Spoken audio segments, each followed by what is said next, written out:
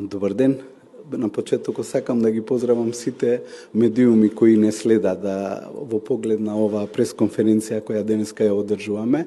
Денес со мојот кабинет организираме донаторска конференција и сакаме да известиме целокупната јавност дека во донаторската конференција ќе присуствуваат повеќе од 30 амбасади кои секако ќе не поддржат на свој начин, на различен начин. Меѓутоа, она што е битно на оваа донаторска конференција, ќе презентираме 4 битни проекти. Во суштина, тие проекти значат за нас, за ромската заедница, живот и се однесуваат на основните елементи кои се и предмет на работа на мене како министер за интеграција на ромите и за имплементација на стратегијата за инклузија на ромите 2022-2030 година.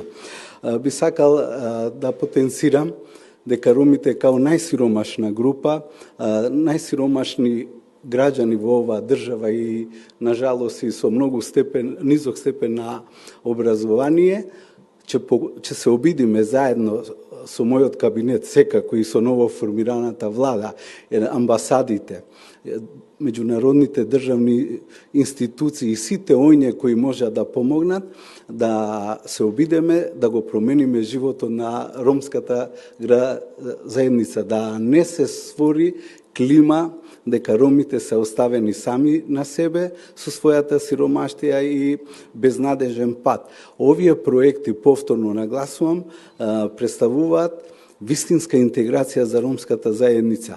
Очекувам поддршка и од страна на мојата влада, каде што јас сум министер, и секако разна помош во било кој начин од сите светски меѓународни институции и амбасадите кои се акредитирани во нашата држава. Значи, еден од битните проекти е изградба на 1001 дом во 15 општини низ нашата држава, да помогнеме на оние граѓани кои немаат никакви домови или оние граѓани кои живеат во импровизирани домови на маргините на општеството во една тешка материјална економска состојба. Потоа, вториот проект ни е културниот центар за ромите, таков центар во овај момент во нашата држава, а можда и подалеку нема. Тој културен центар треба да биде седиште и посетувано од сите граѓани од ромската заедница и останати. Во смисол, натре во тој центар, сакаме да направиме еден музеј во поглед на специфичните обележја на ромската заедница која ги поседува. Сакаме тука да формираме исто драмски театар кој ќе работи, аматерски понатака да може да прерасне во професионален, група на ентузијасти, оние кои сакаат поезијата, исто тука да можат да вежбаат. Потоа, да може да се изучуваат и јазици, да се спремаат децата од прешколска возраст и оние кои сакаат за компјутерски вештини и други многу работи. Третиот проект е вработување на ромите преку преквалификација на обуки. Значи, тоа денеска ќе се представи на конференцијата. Тие преквалификации на обуки ќе траат околу 6 месеца и ќе бидат со стручњаци, специјалисти во поглед на обучување на оние граѓани роми, па и на други кои немаат соодветно образование. Значи, ќе се работи понатака и на проширување и на некое училиште за овозможување и на посебно на полнолетните граѓани да можат да го доорганизираат, да го завршат средното образование и паралелно ќе бидат обучени со специјална структура. И третиот проект кој ќе го представиме е дигитално вклучување на ромите. Ова е многу важен проект. Знаеме колку е вештачката интелигенција важна во нашата држава и во светот и дека преку ова дигитално вклучување на ромите преку различни курсеви со помош на амбасадите и стручњаци од оваа област, сакаме ромите да ги обучиме со овие вештини како би можеле во иднина да бидат квалитетна работна сила, да можат на пазарот да конкурираат со своји знаења, не формално да искоча, напротив, како добри професионалци, како добри познавачи на овие компјутерски вештини, дигитално вклучување на ромите, ни сите институции, за да можат еднакво, со еднакви можности да конкурираат на работните места кои се нудат на пазарот на трудот и секако преку администрацијата, преку органите на државната управа и на други места. Очекувам поддршка на сите проекти, особено очекувам поддршка од страна на нашата држава, владата на Република Северна Македонија.